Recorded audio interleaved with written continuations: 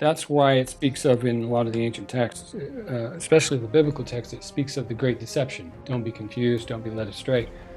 Everybody's already been led astray. Once it cracks and opens, it falls away. One falls that way and one falls this way. That's why in the Bible it says the heavens will be rolled up as a scroll.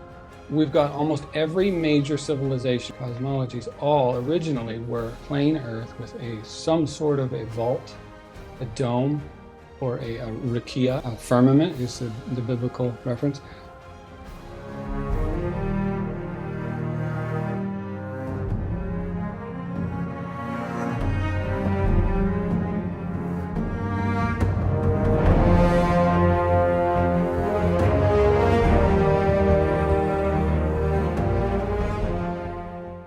I am Jason Abraham, the Shadow Teacher 33, professional wellness and sovereignty coach, practical mystic and warrior of truth and the grand illusion. I am honored to share yet another revelation conversation with writer, philosopher, researcher, keeper of the ancient wisdom and ancient knowledge, or should I say master of the ancient wisdom and ancient knowledge and keeper of the great, or Kadab, Arc Source One, Jonathan Johnson. Hey, Jason. I wouldn't say I'm the master of much, but I appreciate the title. Sir. How are you today, sir? I'm doing good. I'm doing really good. So I always had globes in my home, and it was my understanding that at one time the consensus belief was that we lived on a plane, like a realm that was flat, and then at some point through science and discovery, the belief changed that this earth plane, this earth existence that we live on, this planet is a globe, and planets are spheres or globes. And I believe the heliocentric model, which is actually a very ancient model, is the belief that the sun is the center of our universe and then all of the planets rotate around the sun. And I believe Nicholas Copernicus survived that belief in the Renaissance, and then Kepler looked at this. Oh, and it's not, they don't rotate, they're ellipses that move around the sun. But recently, in the past few years, there's been debate of whether this is true, whether this Earth is a globe, or is it, there are many who believe that it's flat. And people get all worked up over this. This is not something that I ever got super worked up, but I've just found this super fascinating. And I'm curious of what your thoughts are on this particular matter. Well, this one's, I like this one. This is, suffice it to say, I did come across those same model, same different differentiations between the two. So I decided to get to work on that one, and because there's the two aspects for me. There's usually the I remember it this way, but then there's also, well, let's see how much of the data proves it out. So I got to work. I can't remember how long I've been working on that one in particular, but it's been quite a while. So yeah, like you said, Copernicus, Galileo, Newton, all these different people. A lot of people aren't even aware that a lot of these people are Freemasons, and a lot of them are in line with the Masonic traditions and rites and things. And a lot of people aren't aware either that some of these individuals didn't necessarily agree with their own theory. It was just a theory at the time. But then they were approached by other individuals that wanted them to promote it. So they promoted that individual to promote the narrative or the theory that they had come up with. Now, I have actually, this one I'm going to have to use my cheat sheet because... Whoa, that's a first. No way. There's so much I had to cover on it. But, I mean, the original cosmologies from the ancients, from the Mayans, the Incas, Aztecs, we've got almost every major civilization. We've got the Mayans, Aztecs, Navajo, the Hebrew, the Hindu, Babylonian, Egyptian, Celtic, Norse, Islam, Inca, Japanese. The Masonic traditions, of course, hold the same belief. Slavic, Roman, Sumerian, Persian, Greek, Chinese, and even African cosmologies all originally were what we would term, I call it the concentric sphere plane Earth cosmology, because it is a globe, but it's not, it's a globe, but it's also a plane. It's not the same context as how they've turned it around.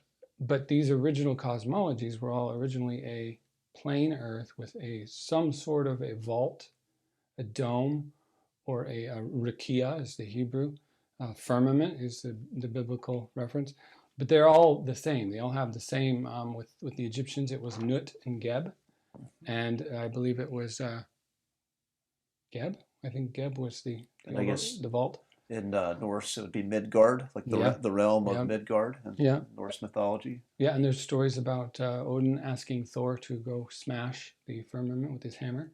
So it's all there. It's just people have forgotten about their ancient cosmologies and the ancient histories. And I've noticed as well that everyone just assumes that since they're ancient, they're either full of shit or they don't know what they're talking about, or it was fantasy or mythology. It was myth as opposed to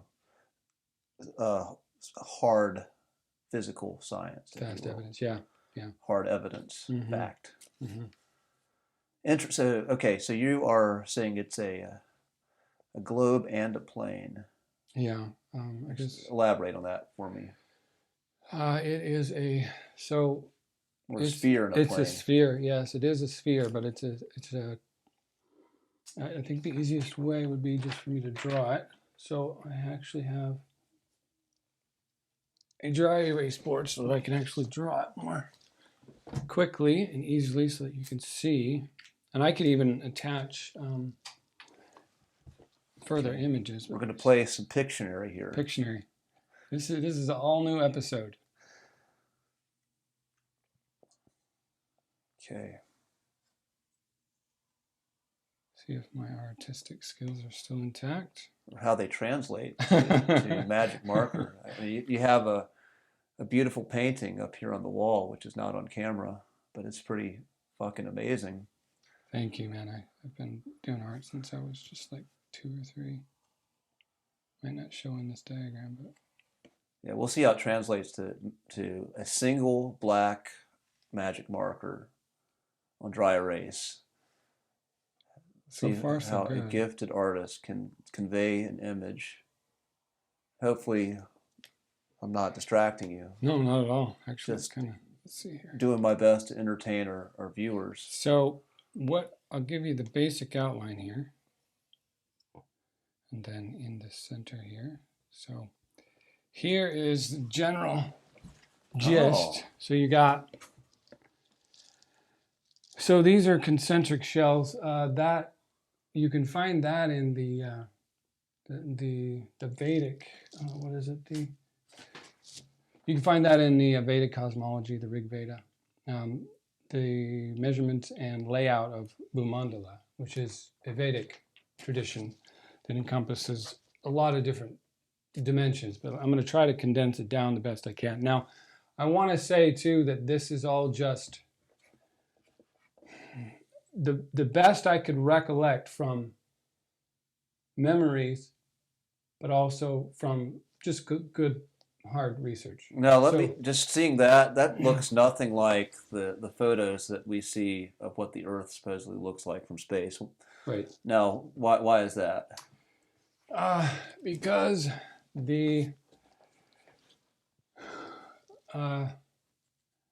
so the images that they show you from space, first of all, none of them are actually from space. They're actually digital images rendered by NASA. They have a team of Photoshop people that do all the renderings for the quote-unquote globe Earth. There isn't actually a single photograph of the sphere ball Earth. So far as I can tell, I haven't seen a single one. I've looked too. But those are just renderings of different scans they've taken from high altitude, scanning strips of the Earth, and then there's a team that goes and takes all of those individual strip images and then tries to compile them all as accurately as possible. You can look at some of the pictures they have of the ball Earth, and you will actually see that they've just recloned a whole bunch of clouds or formations of the upper atmosphere, or even of some of the land. You'll see some of the places where they've had to kind of merge them as best they could. So it is not there are no known images of the Earth. People think there is, but there isn't. So what's the purpose of this? Why the effort to make people believe something if it's not so in this particular situation? That's the clinch-pin. That's the number one question everyone asks. Well, why the hell would they go through all the trouble? That's a lot of trouble. That's a lot of trouble. Yeah, that's why it speaks of in a lot of the ancient texts, especially the biblical texts, it speaks of the great deception, the coming great deception, blah, blah, blah. Don't be confused. Don't be led astray. Everybody's already been led astray. They have no idea the complexity of how much has already been put in place.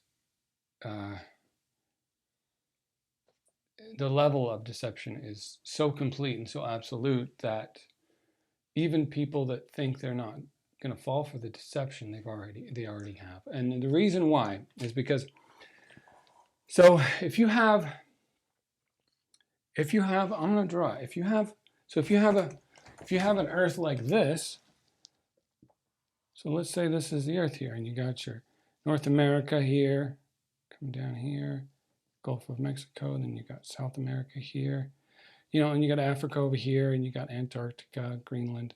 So let's say that's your Earth, and you're out here in space, and there's nothing but just empty black space all around you. I think Antarctica would be at the bottom. Yeah, Antarctica down here. There, yeah. That's another video. That'll be another day with the lizard people in Antarctica. Yeah. But this cosmology here takes away from the fact that this was all designed. It was created. It wasn't just haphazard. This was designed to take people into chaos, into just the notion that they have no control, that they're just insignificant, and they're all completely random, that they weren't created. They're just as a result of genetics or breeding or coming from cavemen. Going back to the Darwinian idea of evolution, essentially this is connected with that. Yeah. And also connecting with this idea that what people perceive as science nowadays is the supreme authority. Yeah. What physical reductionist science is the supreme authority, and this just basically being another way of undermining previous belief and just putting more power into this new type of belief system, which theoretically should not just be a belief system. It should, science in a pure sense is a method of discovering truth and understanding, of uncovering how things actually are and how things work. But you're saying this whole thing with the globe is not what it's supposed to be, not what it is on the surface, and this is just more of that system. And then going back to the Steiner prophecy of the time of Ahriman, the age of Ahriman. Ahriman is the Lord of darkness, the Lord of materialism, and that type of reductionist thinking is part of the Ahrimanic age, of when Ahriman takes a body and which he still might. But the whole it's just a diversion. It's to take everybody's consciousness away from the truth. It's just yet another deception. And so the reason for doing that is because of the it's such a complicated thing to articulate. But this is a tough one. So if someone rejects the globe and believes more in what you're saying, how does that change? Say if I choose to believe that, how does that affect me as a person? What does that matter for my sovereignty as an individual? If I'm rejecting a globe and just believing this is like a plane in a dome or whatever. Well, why does it matter? Why does it matter? It matters because it was created. It matters because what if I believe in a globe and believe that's created? It works that way too. See, that's the beauty of what they did. He's so intelligent. They're so good at what they do that they're able to take what was and just invert it. It's almost like a complete opposite reflection. So rather than the Earth being a ball or a sphere that has the planets on the outside, they used the actual shape of it, which is a sphere, but it's multiple concentric rings or concentric firmaments or concentric layers inside of each other, and then inside it's half filled with earth and water. And so that arrangement is still somewhat similar. They're using the sphere, but then instead of filling it half full of earth and water, they're using the outer surface of the earth. So all the mathematical equations, the way the earth and the sun interact, it's all applicable in a complete reversal, or it's all works the same way. They did the mathematics so perfectly that the whole thing works out exactly the same as if it, so your plane earth model works out identically to the globe earth model. It's just in a different fashion. So you're saying the Masonic equations, which is basically Pythagorean geometry, is what I guess that's derived from. Yeah. That all comes out the same. It all works out. Yeah. So the people, again, who are we're going to go to the next part of this, which is those of the conventional belief of a globe. We believe in, I said we, giving myself away. Right? That's been my, I've been in that belief system for so long, but there's a belief of space, this concept of space, and like I mentioned before, the heliocentric model of planets revolving around the sun or moving in ellipses around the sun. And those of this alternative view now don't believe in space. They believe that's a psyop too, or many, not all of them, but many people. Yeah, and I made sure of that too. So the thing with all of it is it can't, everybody's getting completely oversaturated. So you can't tell what's true and what's not anymore. You can't tell what works and what doesn't, what's a psyop, what's not a psyop. So I started breaking it down into the fundamentals, and I realized that at the fundamental level there was something wrong. So take, for instance, just this cup here. When you fill a container with water, it automatically seeks its level. It's just the nature of water. That's what it does. Now, the problems I started noticing when I actually started to look into it to make sure that my memories were correct in, because I remember us creating it from sound, from frequency, from resonance. Creating this realm. Yes. Okay. And there are multiple realms. So that brings me back to, so with it, there are multiple spheres here. You can see the concentric spheres. Now, if you look in your Vedic cosmology, this is how they actually have it set. And each layer, there's only 3 here, but there's actually, in some of the Vedic cosmologies, there's 7 to 10. But I remember 10. And each one is filled with a different material: earth, air, fire, water, ether, spirit, and some even say ego and superego. And that's why when the flood of Noah occurred, there was it says in the biblical text, it says that the windows of the heavens opened. So what happens is you have, let's see if I can draw this real quick. So you have what people are calling the Great Rift. It runs up, you know what it is. It's called the Milky Way. So the Milky Way runs up the middle of the firmament and back down the other side. So it looks like something like this. That's essentially another dome. That's actually the rift that runs between these two halves of the dome. Okay, so what people perceive as space is a rift. Is that what you're saying? What people are seeing as space is just the firmament dome. So the firmament during the day is blue because of the material it's made of, and at night it's lit up with stars because the stars are in or on the firmament surface. So it's a hard, fast, crystalline type of structure. I actually even found an MIT, they did an MIT study out of Colorado. You know MIT, the college. They did a study and they sent out signals from Earth up into space, and much to their amazement, the recordings that were measured back at them was that there was a hard, fast structure at about 7,000 miles out. Now, don't quote me on that measurement. I'm doing my best to recall the data that I've come across over a lot of years. But anyway, they found out that there was indeed a hard, fast surface, an actual surface. And this is MIT out of Colorado. And they did the calculations. I do believe it was right about 7,000 miles. But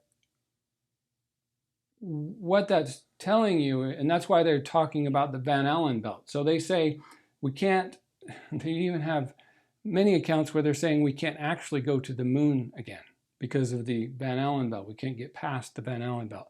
What the Van Allen belt is directly behind the firmament that we're seeing above us right now.